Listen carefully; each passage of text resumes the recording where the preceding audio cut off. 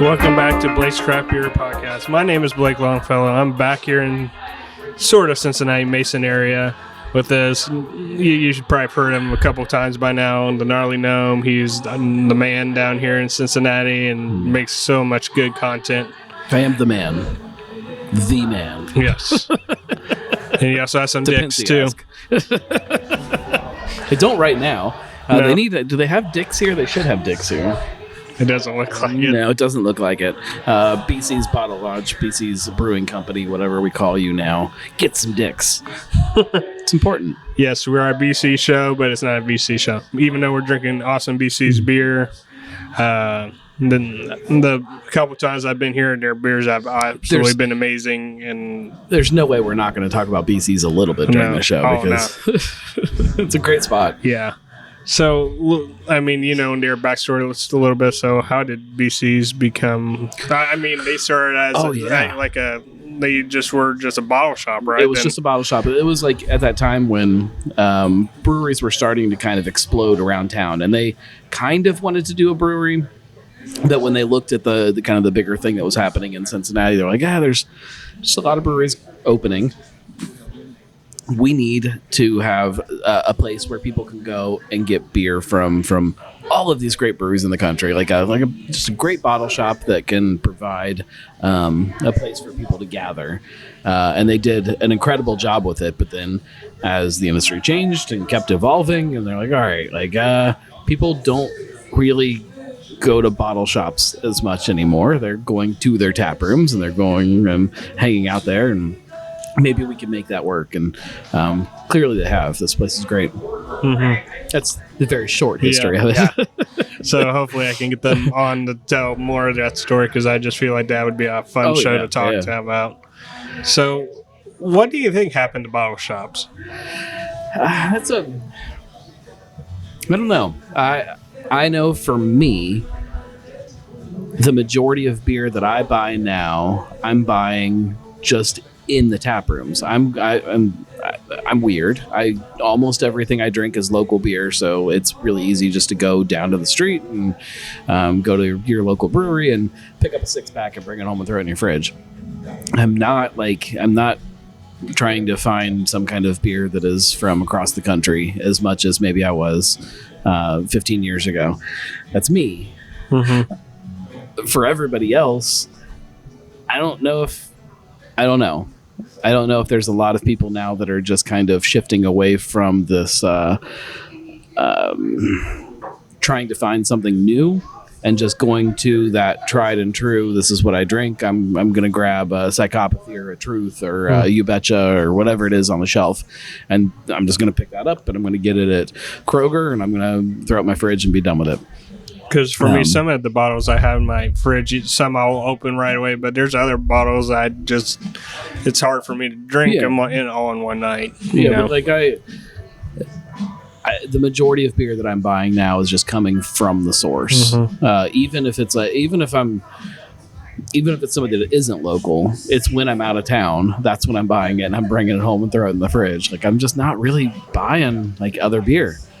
And sometimes at those bottle shops, at the brewery itself, it's cheaper to get them from there than sometimes some of the bottles. Sometimes it's usually comparable. But that doesn't even factor into it for me. It's just I like supporting the place. I like being there. I like drinking a pint before I buy my 6-pack. The math, from enjoyment perspective, adds up. Right. So what has been some of your favorite spots right now, especially in 2025, of things that are happening right now in Cincinnati? Oh, I mean, so this year has been, so far, great. We had the new Mad Tree Tap Room open up in Blue Ash. I don't know if you've been there yet. Parks and Rec. Really, really incredible spot. If it's not already, I predict it'll be the busiest Mad Tree Tap Room, including the actual brewery. I think it's going to blow it out of the water. It's exciting to watch a brewery that started small, very small, just keep growing, keep evolving, not necessarily by making a bunch more beer. It's like they're dialing in who they are and how to better meet the needs of the consumers that are walking in the door. They're just figuring it out really, really well. And I think that's kind of cool to see.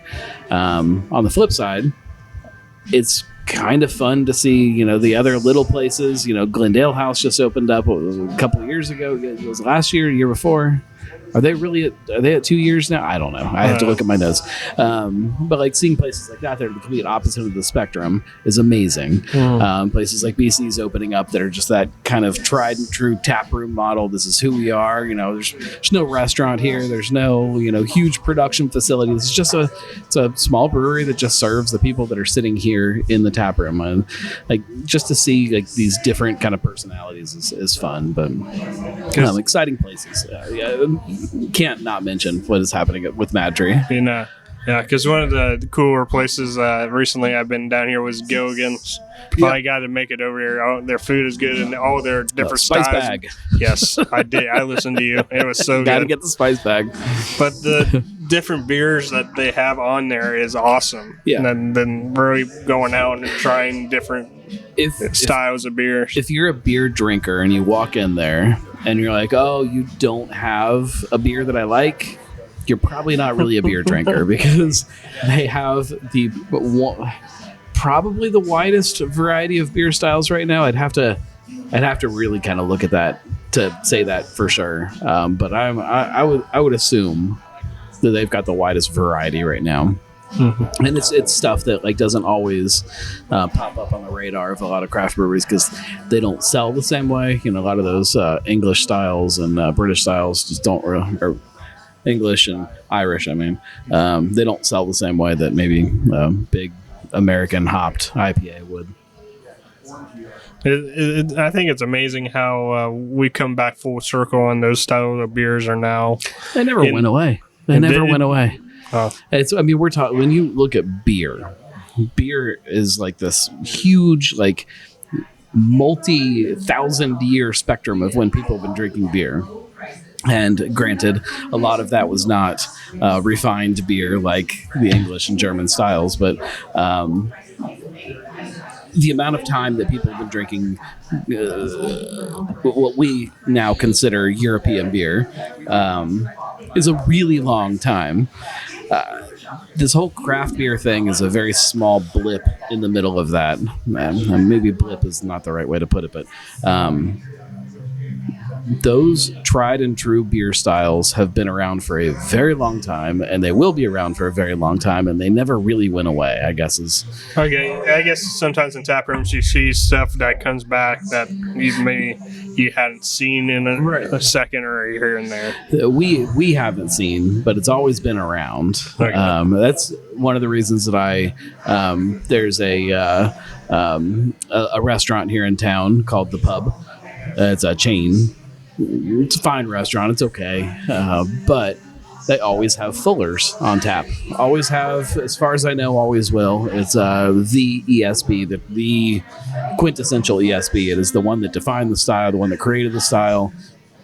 It's the only place that I know you can get it here locally. And I go there at least once a month or so just to sit and have an ESB because it's there. And because I love the style, I think it's fun, and you're never going to find an example of it that tastes the way that one does here locally, for good or bad, I guess. Because what makes a good ESB to you?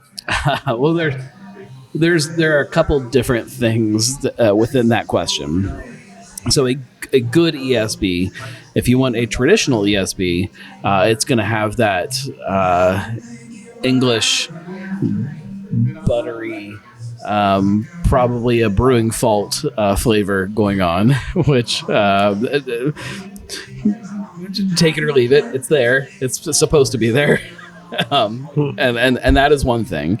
And then there's the other end of the category. If you're looking for a good American-made ESB, that's a whole different thing. It's just kind of rich and bready and caramely a little bit.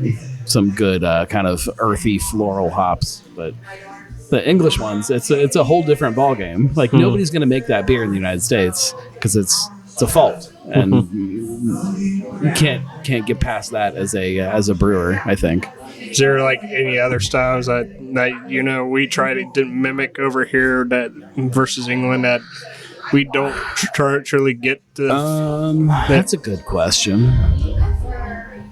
I'm sure there's other ones that I'll think of probably in an hour that I'm not right now, but that's the best example I can think of is ESB. That you just nobody wants to do it the way that it's quote unquote supposed to be because it's a fault. Probably just like your Pilsner debates sometimes. Yeah, sometimes. and there are some lagers that have some diacetyl and things like that in theory are to style, but nobody really wants it here. Is there a certain style you'd love to see come here that you haven't seen yet? No, because I mean, again, most of what I drink is local, so No, I meant like a brewery around here that would try to make something. Yeah, I don't know that many like foreign styles that haven't been brewed here. Most of my experience has been it started here. Somebody made it here, and then I started kind of diving into, all right, now what is this? You made a grisette or whatever it is. Like I need to figure out what that beer is and where did it come from and what's it supposed to taste like and how close are you and has anybody else done it and how does theirs taste? And I go backwards. When I get into a beer, it's because I found it here in a local brewery versus starting at the traditional source.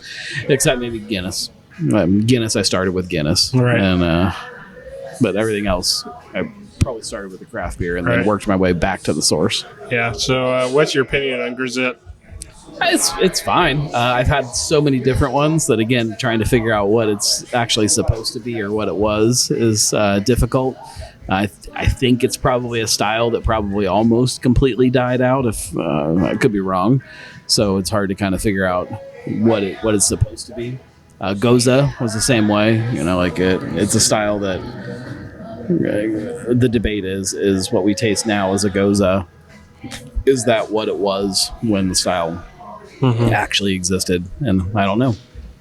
Because they're good. They're fun. Because I had their BC's collaboration with Narrowpath, and they had a grisette on, and the biggest takeaway I'm starting to get is it's supposed to have a little smokiness. Smoke, yeah. It's like if I remember right, it's like a light wheat beer with some smoke to it, I think. I'm not sure. Which is, me personally, I do like smoked beer, but it's just a style you never heard selling completely well. It's not going to sell well, but it is, especially like this time of year, like you get like a good like summer evening where it's not cold out, but it's it's cooler than it was during the day. You're sitting around a campfire or something like that's a good beer, like a good like hearty wheat base, but then that smoke on top of it. Or like you're like smoking something out in the backyard and like weed. No. Oh no, like smoking pork. Like pork and stuff like that. Gotcha. Yeah. No, I do not do that. Our employers, no, I do not joke. Do that. Yeah. I don't think they actually listen to this, but if they do, I'm just gotta always put those quotations. I do not do that. I like my job. Smoke pork, not weed. Yes. I'm gonna make that T-shirt. Which that's a narrow rabbit hole we can go down on. Where are you on how THC has coming up? And I'm torn in the same way that I was torn with seltzer. I think the product, I don't care that the product exists. I don't care if people drink the product. There's a bunch of THC weed waters out there that I've had that I've enjoyed a whole bunch. Like they're really good. But I don't think that every brewery needs to make them.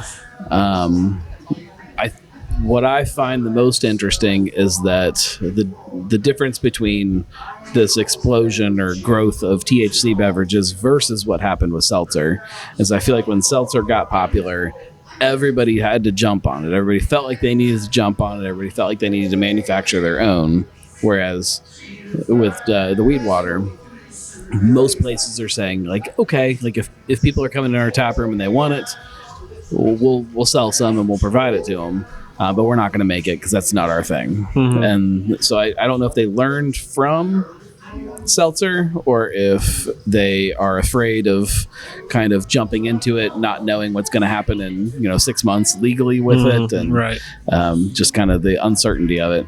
But it feels better looking at it from my perspective, seeing that not everybody's jumping into it and investing a bunch of money into some kind of infrastructure that then they are potentially going to have to figure out if it doesn't turn into what everybody thinks it's going to turn into. Right, because I think that's very similar, like with the NA. Not everyone's jumping in on that either. Yeah, well, that's a big expense too if you want to do it right. It's fascinating and a huge tell that Rheingeist is investing in NA beer but not doing it themselves. I think that's a big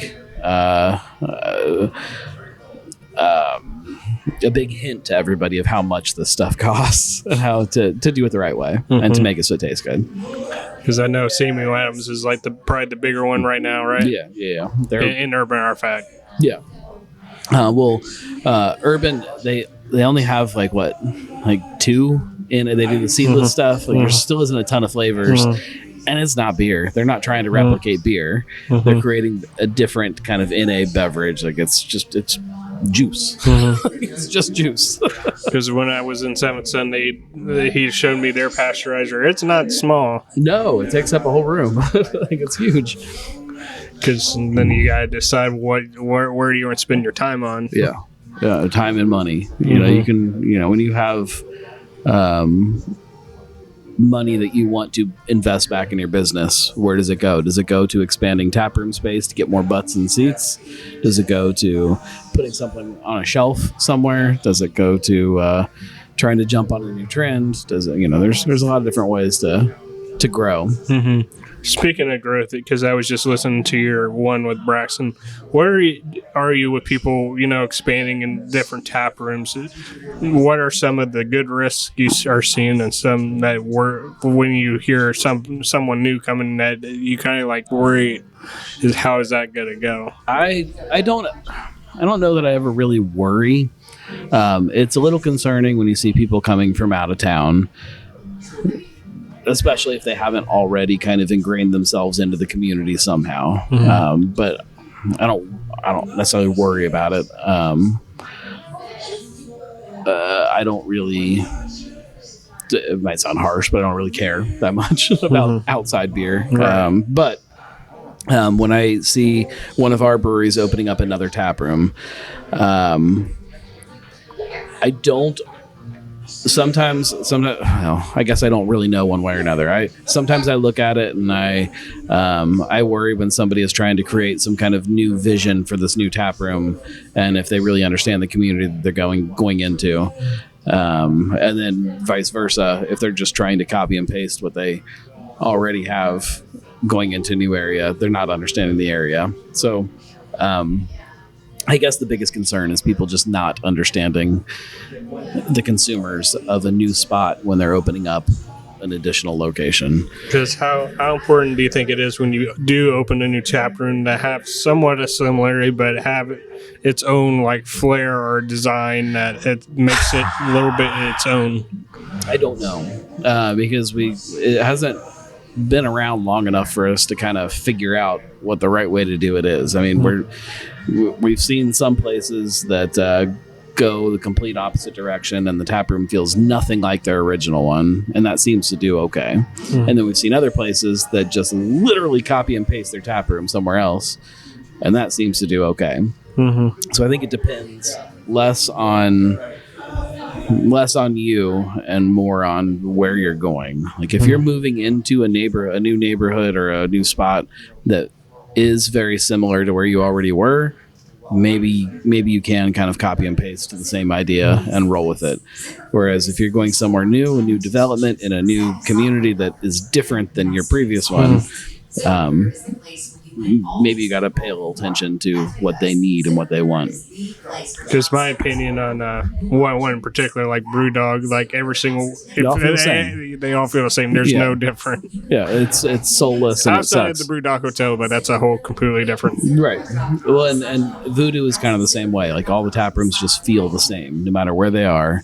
And because I don't know how that works. Because what raised my eyebrow with them was they just opened Cincinnati, and all of a sudden they decided to go into Westchester too. I was like, that's a little. It's different owners, though. Yeah, So theirs is strange because it's a franchise model. So it is two completely separate owners, both essentially just buying the same beer and bringing it into tap rooms that have kind of a pre-established aesthetic, if that makes sense. Right. Because our other favorite one we like talking about was the one from Maria's time they moved in. Yeah. You kind of warn them, do not. Yeah, you gotta understand where you're moving into, and their issues were they went too big, I think, when they were trying to expand. Well, it was like it was like several years, so they decided to go into Dayton, which I thought that was a good progression. Then all of a sudden, out of nowhere, you hear, "Oh, we're going to do Cincinnati at the same time," and It was like, but I kind of see, like where they were in Dayton, it's kind of a curse down there. It's not a curse. It's just when it gets into the winter time, you got to find ways of getting people down there when there's not a game nearby. Right. But that's the same as any city. Any brewery that's in a city center has that same problem. Any brewery that's in any kind of development has that same problem. It's like in the winter, any brewery has that problem. I know. People just don't want to leave the house. Except me. That's when I went. Right. But there are places that figure it out. Yeah. Because you and I were talking about the comparisons of Cincinnati and Cleveland a little bit on how I felt like there was more breweries in the city of Cleveland, even though Cincinnati has a handful in Cincinnati, but it's more broad out. Right. What do you think? I think the way Cincinnati is structured creates a healthier beer scene. You have pockets of breweries that are a little heavier. I mean, we're up here in Mason. This is kind of the same. There's a nice little pocket of breweries here. Downtown has a nice little pocket of breweries, but as a whole, things are spread out so wide that people can kind of own these different areas and these different pockets. So you don't have to try to sell to the whole city. And I think that there's some cities that I've been to that all the breweries are located within 6 blocks of each other. Every brewery in town is within that little bubble, and it's like, all right, like you guys are all serving the same people. Like it's this exact same community. How do you differentiate yourself in that, and how do you create something special for people when you're all competing against each other? Whereas when you get it spread out a little bit, you can kind of do your own thing a little bit. And they are spread out in Cleveland. Don't get me wrong, right. But there's a lot. It felt like there's a little more downtown, when you got Masthead in the center, and then you go up a little bit to Noble Beast. Then there's also like Southern Tier in that area as well. So that's just what I wasn't trying to say what was better or not, but you were just comparing cities a little bit. When you look at like downtown Cincinnati and northern Kentucky, like I don't know that area can support a ton more breweries. Maybe I'm wrong. And tap rooms, maybe there's probably a few more that could open up there, but then I look at other parts of greater Cincinnati, and like I see these pockets that I'm like, okay, like if I'm opening a brewery, I would much rather put it here in X town or over here in Yville than I would just to open up downtown Cincinnati just to say that I'm there. Like it just makes more sense. Yeah, I agree. But like I said, also that since where I like Cincinnati the best is you got the train car, you can hit pretty much every brewery on that. Yeah. On the train. Yeah, having a healthy public transportation system would help Greater Cincinnati out a lot more.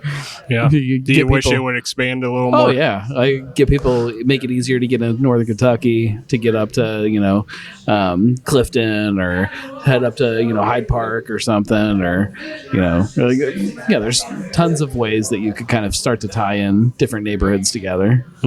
Because, like I said, I agree. If it would go over the Covington area, that would be great. If I could, from my house, walk to some kind of like train station, get on a train, go anywhere in greater Cincinnati, get plastered, and then get back home without having to Uber or call my wife. It'll be fantastic. Because this past weekend I just went to Wandering Monsters second year, and a little bit about a month ago was Fables, and you're seeing those two that opened around the same time and how well they're doing. How in some of these other breweries are just opening up, what have you seen the evolution on like the new breweries opening up compared to the ones that opened 10 or 20 years ago? I think they're all evolving in the same way. And both of those places, Wandering Monsters and Fabled, you have people that are at both of them that have been in the industry for a while, that have seen a lot of that evolution, a lot of the change, and kind of incorporated that into how they exist now. But I mean, you can take any older brewery, when you go to Mount Carmel, the oldest locally owned brewery, it doesn't look the same as it did when they opened, because they have just kind of evolved with what people are wanting and what people are needing. And I think that's true with almost every brewery. They've changed and they've kind of fit what people want and what people need. One of my favorite evolution is not even beer at all. It's like smash burgers. Those are become my new favorite. Like, so good. I was like, we used to want that thick patties, and it's like, why was I ever wanting this? The smash burgers are the best. Yeah, but I think we've discussed, wondering what their bowling alley, and you makes you wonder. I know not everyone needs it, but there's like other areas that. Let's say they'd never had a brewery before. That would be a great idea. They're trying to someone that might not think of wanting to go to a craft brewery, but hey, they got bowling, they got food. Maybe I'll try a beer here and there. And you find any place that has a high concentration of families that are also a high concentration of beer drinkers, that concept would probably work.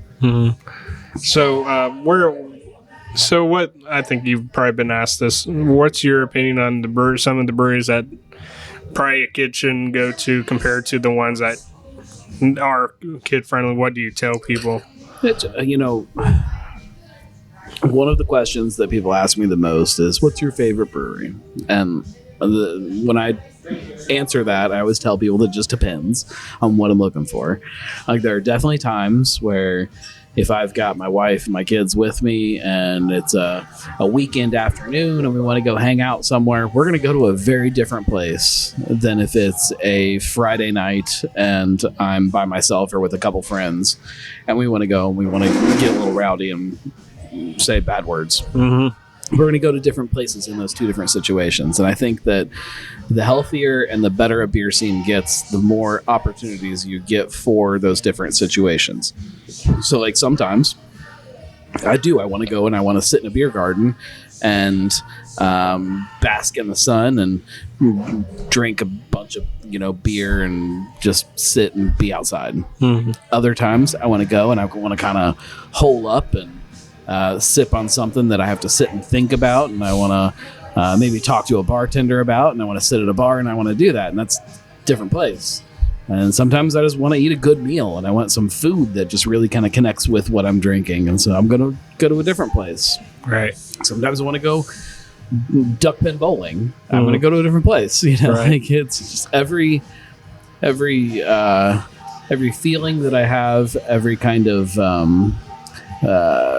whim should have a place that fits that for you. And the better and healthier our beer scene gets, the more that'll happen. Right. What's your opinion on the evolution of the bartenders? Do you feel like they're getting, I know it depends on the place. Yeah, but on one hand, bartenders are getting a lot better because we have several breweries in town that do a really good job of training bartenders and creating a bar staff that knows what they're talking about, cares what they're talking about. But at the same time, we've got so many breweries that there is a lot of crappy bartenders now that don't. If I walk in somewhere and I see that you have a beer and I have a relatively normal question about the beer, you should be able to answer it. I get that if I start asking what kind of hops are in it or what your dry hopping schedule is, you're probably not going to know the answer, and that's okay. If I have that question, you should probably be able to figure it out, and you should probably get me the answer while I'm still there. Probably. If I have that question, which that's probably a whole different thing. But if I'm asking a question about flavor profiles or I don't know, I can't think of a good example. What's your favorite beer up there? Yeah, like you should have a good answer for it and be able to communicate it to me. That's part of your job as a bartender. Yeah, because and sometimes I kind of wish like the beer bars also had that kind of training too, cause especially with that's what I'm saying. Like that's where the problem is hitting now, is like people that are serving beer, and it started with just bars that were, serving Bud Light and a shot of Jägermeister or whatever, and that's all they serve. And their bartenders don't know shit about being a bartender because they don't have to. And that's where it kind of started to go downhill. And then breweries came in and they were doing a better job. And then now that's kind of started to go downhill where they're like, I don't know anything about that beer. Good. Especially what's missing out, you have a customer that's not quite sure what they want, but you give them like three samples. Hey, try these three and let me know. But you should also be able to give them 3 samples that actually connect with them. Like I've been sitting at breweries, or we'll say beer bars before, and somebody will come in and they're like, I only drink Yingling. That's the only beer I drink.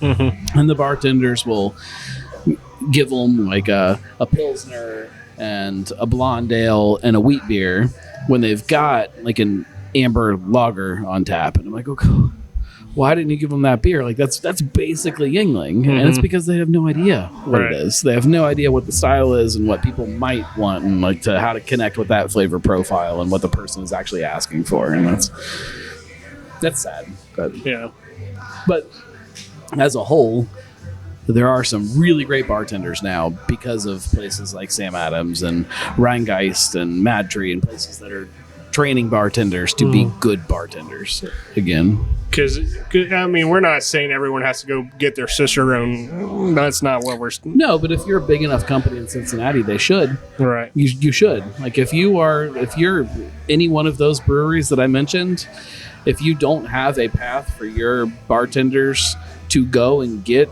Cicerone certification, you're not doing it right. Like that should be part of your training program, something that people can do and you should pay for. I've said this a lot. I wish they would offer again. Some of those places offer to the public, off flavor stuff, just to educate people. Because sometimes you think you know what's bad, but you really don't until you actually try it. Right. Well, there are a lot of places in town that don't want people to taste off flavors because they've got them. That's true for a lot of beer cities. Well, I forgot to ask, how was your kind of a joke? What was the beer scene like in Gatlinburg? I haven't gone there down. Is no beer scene in Gatlinburg. There's what, 3 breweries I think in Gatlinburg and Pigeon Forge. The oldest is Smoky Mountain Brewing Company, which is like a mid-90s brew pub and still feels and tastes like a mid-90s brew pub. Like, the beer is just not great. But they just get away with it because the tourists. And then you've got the place downtown, which is Gatlinburg Brewing Company. I think in Gatlinburg they're making the best beer.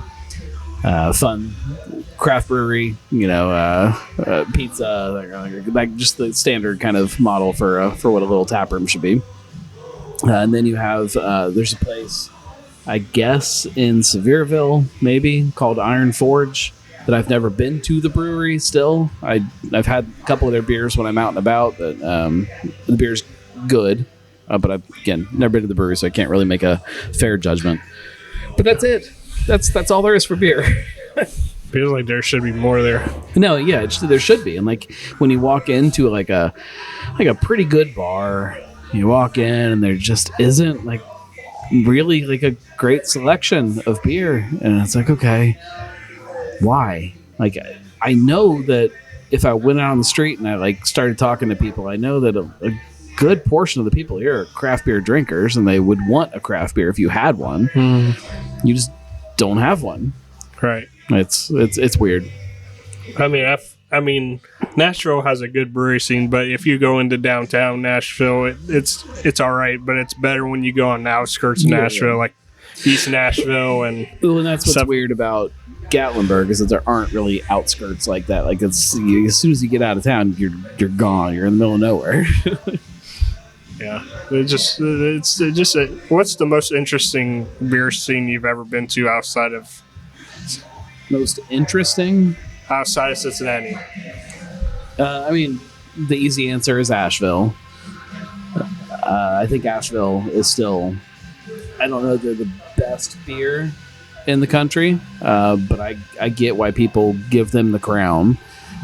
What I find interesting about Asheville is that because beer has drawn so many tourists, it's now birthed all kinds of other fun drinking things you can do. Like there's a sake brewery downtown. There's a bar downtown that is all like Amaro and vermouth and stuff like that. Like that's a fun idea for a bar that doesn't exist in a lot of cities, let alone a city in the mountains. Like it shouldn't be there, but it is. And so like that kind of stuff I think is fun when you see what has happened with Asheville. But then there's cities that I expect there to be good beer, and then there isn't. I think that's always kind of, if you're looking for like surprising, that's surprising to me. Right. When you walk in somewhere and you're like, what was the biggest city that said that to you?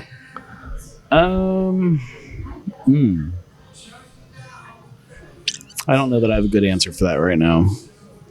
I would have to put some thought into that.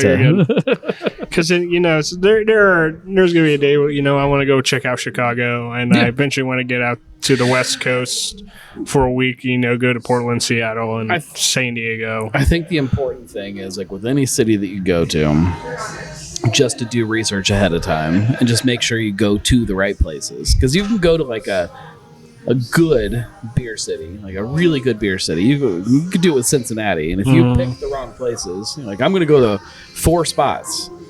You could pick the wrong 4 and be like, it's just kind of like there were a couple of really bad places and a couple of mediocre places, and that could be your entire impression of what Cincinnati is.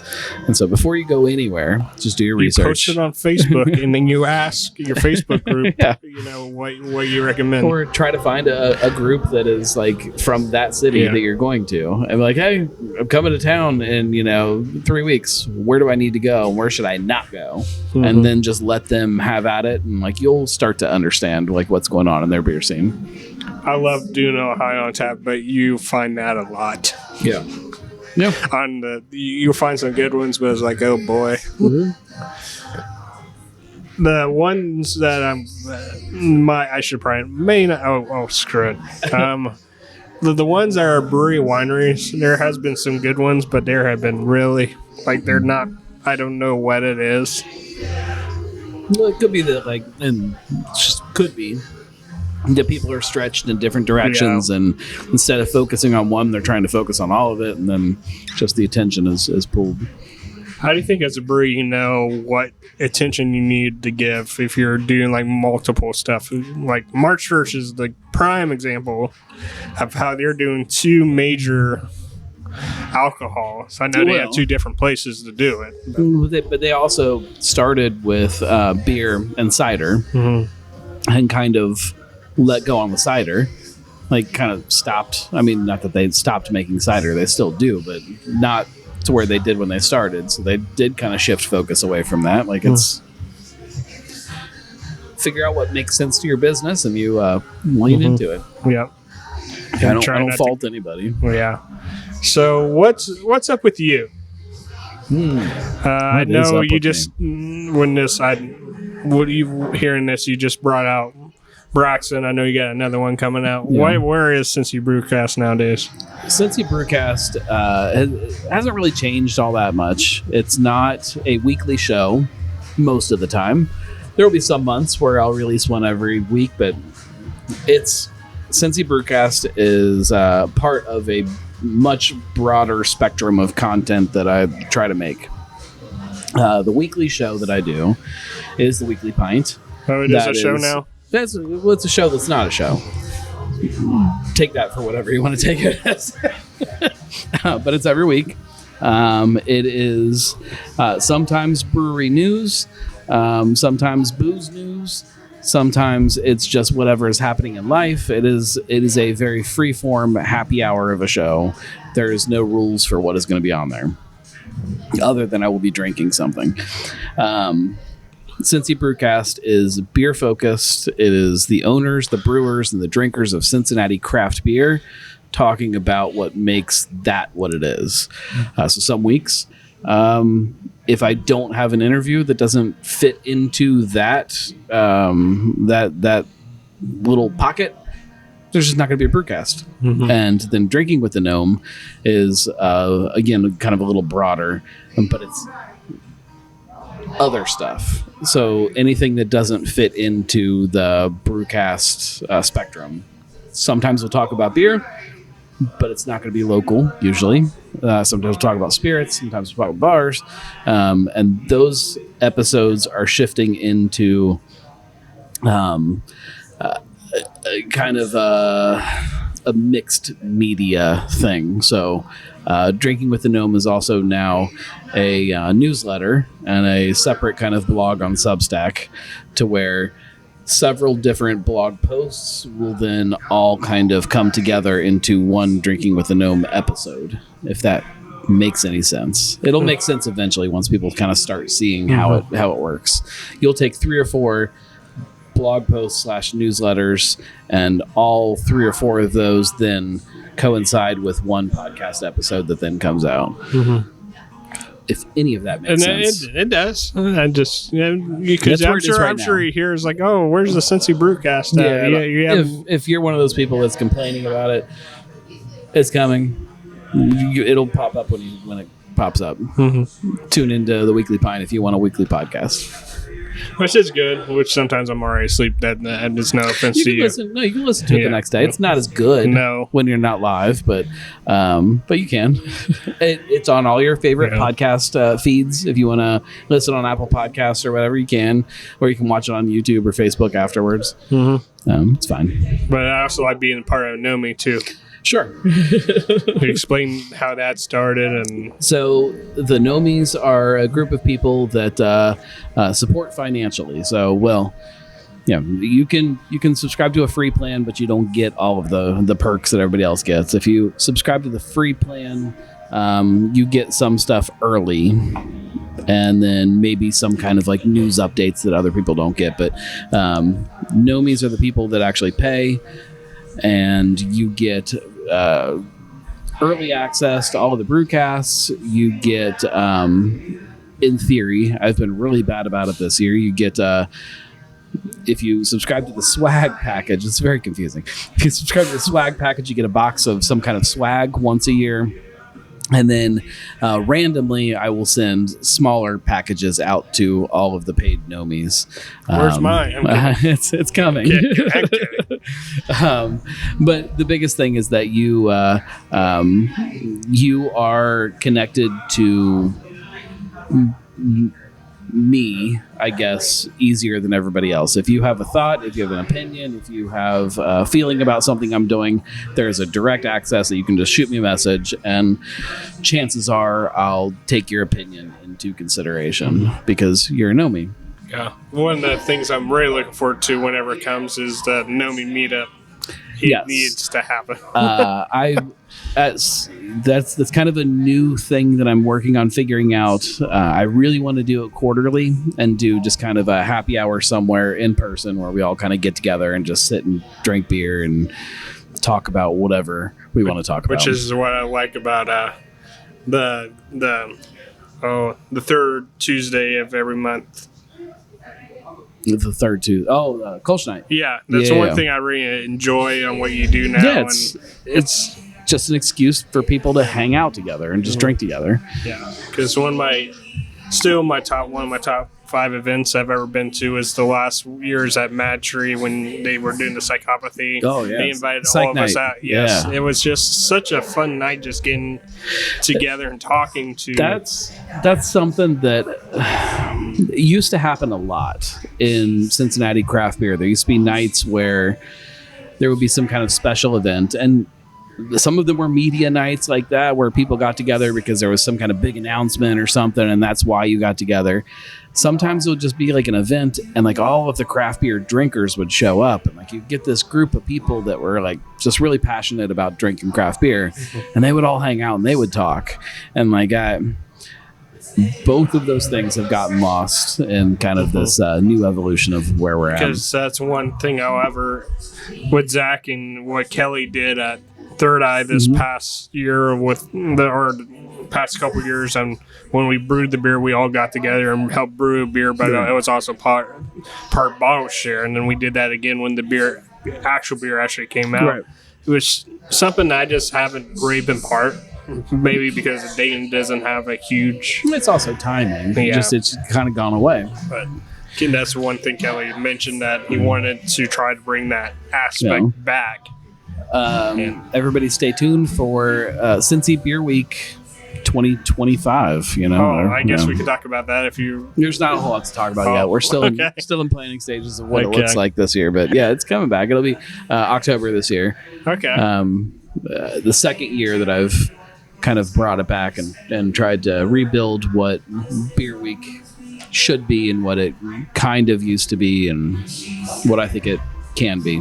So one thing I'm really excited about Dayton's Beer Week is they made it where it was a collaboration beer where I guess they pulled like names out of a hat and they put the beer breweries together and they told them, hey, you're going to brew this beer. I have no idea what those beers are, but the fact they're trying something new, because Dayton Beer Week, that's always happened, but the last event has always been a mix of where it's at and stuff like that.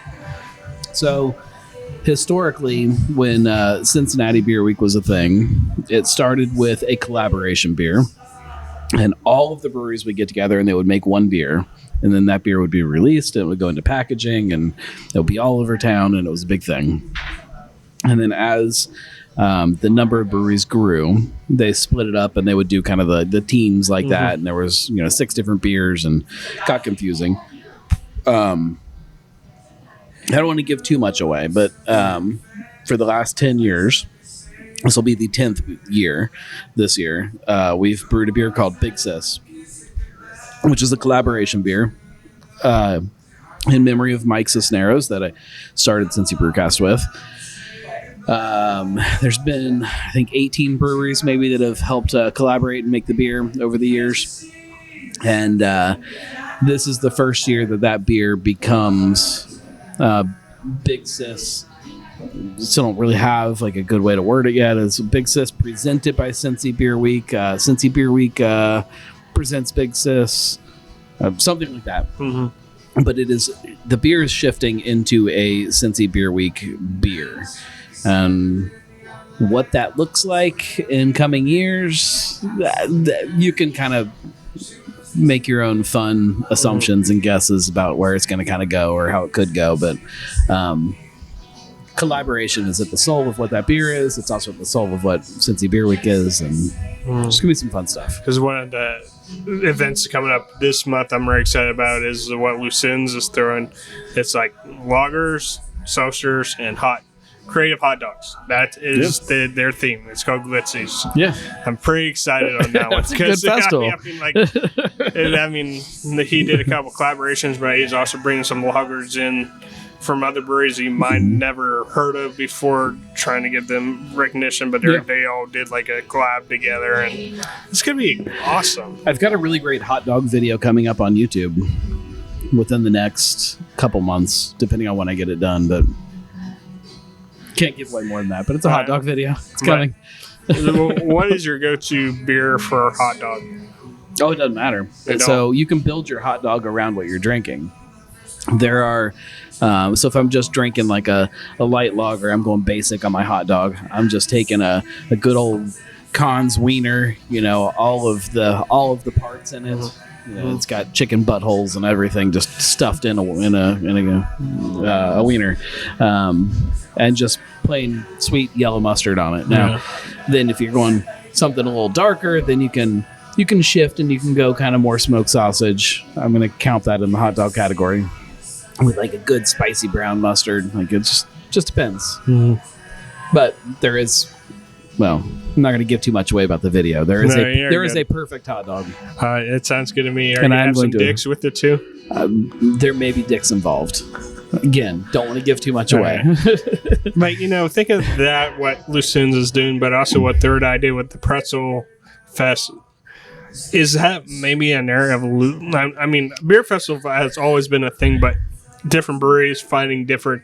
You can't force it though. Like there are a lot of people that are trying to create a festival, and then trying to like force something into a place that doesn't need to be. Like if you don't have like a good idea for a festival, just don't make a festival. You don't have to have one. Like, when the idea comes, jump on it and do it right.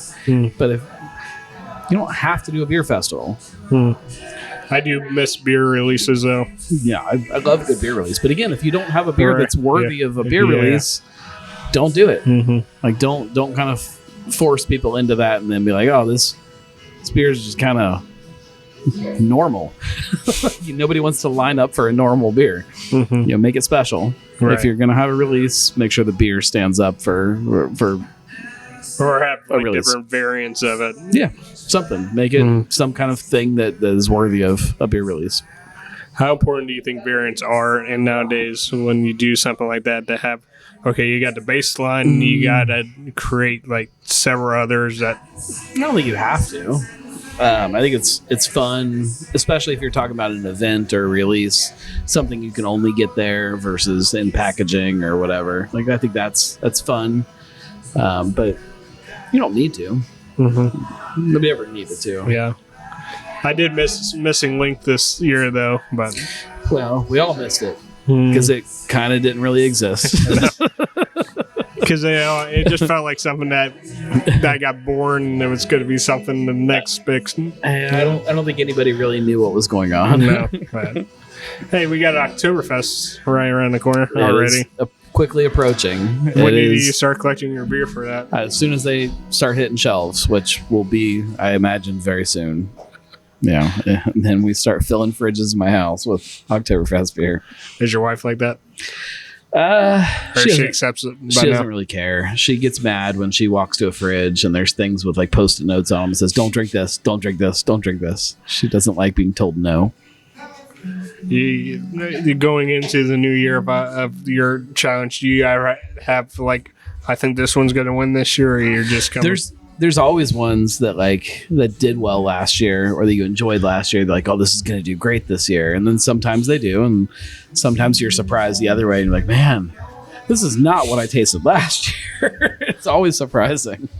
And there's some that like just completely did nothing last year that were underwhelming, that then you taste them that year and you're like, oh man, this is a great beer. Like, how did I not notice this last year?